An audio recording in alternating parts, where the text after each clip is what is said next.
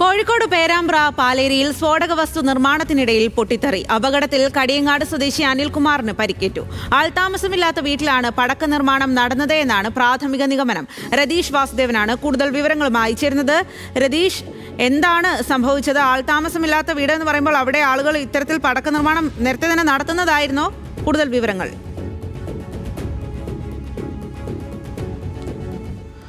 സ്വാതി, ഇത് സംബന്ധിച്ച് കൂടുതൽ പരിശോധനകൾക്ക് പോലീസ് മുതിരുകയാണ്. കാരണം ഇത്തരം ഒരു പ്രദേശത്ത് എങ്ങനെയാണ് സ്ഫോടക വസ്തുക്കൾ നിർമ്മാണം, പ്രത്യേകിച്ച് പടക്ക നിർമ്മാണം നടക്കുന്നതിനെ സംബന്ധിച്ച് ഒരു വ്യക്തത പോലീസിന് ഉൾപ്പെടെ വന്നിട്ടില്ല. അതുകൊണ്ട് തന്നെ ഈ സ്ഫോടനം അത്തരത്തിൽ ദുരൂഹമായി തന്നെയാണ് പോലീസും ഇപ്പോൾ കൈകാര്യം ചെയ്യുന്നത്. എന്തായാലും ഇത് സംബന്ധിച്ച് വിശദമായ പരിശോധന നടത്തേണ്ടതുണ്ട്. മുമ്പും ഇത്തരത്തിൽ ഈ സ്ഫോടക വസ്തുക്കൾ, അതിന് പടക്ക നിർമ്മാണം ഈ ഒഴിഞ്ഞ സ്ഥലത്ത് ഈ ഉന്നതിയിൽ നടന്നിരുന്നു എന്ന് സംബന്ധിച്ചാണ് പരിശോധന നടത്തുന്നത്. മാത്രവുമല്ല, ഈ പരിക്കേറ്റ അനിൽകുമാറിന് ഇത്തരത്തിൽ പടക്ക നിർമ്മാണവുമായിട്ട് ബന്ധപ്പെട്ടോ അല്ലെങ്കിൽ സ്ഫോടക വസ്തു നിർമ്മാണവുമായി ബന്ധപ്പെട്ട ഏതെങ്കിലും തരത്തിലുള്ള സംഘങ്ങളുമായി ബന്ധമുണ്ടോ എന്നുൾപ്പെടെ പരിശോധിക്കുന്നുണ്ട്. എന്തായാലും പരിക്കേറ്റ അനിൽകുമാറിനെ അവിടുത്തെ സ്വകാര്യ ആശുപത്രിയിൽ പ്രവേശിപ്പിച്ചിട്ടുണ്ട്.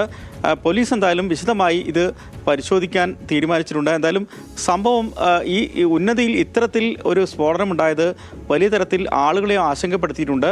നിലവിൽ ഇത്തരത്തിൽ ഒരു സ്ഫോടനമുണ്ടായത് ഏത് സാഹചര്യത്തിലാണെന്ന് ഉൾപ്പെടെ പോലീസ് പരിശോധിക്കുന്നുണ്ട്. എന്തായാലും ഈ വിശദമായ പരിശോധനയ്ക്കാണ് പോലീസ് ഈ ഘട്ടത്തിൽ ശ്രമിക്കുന്നത്.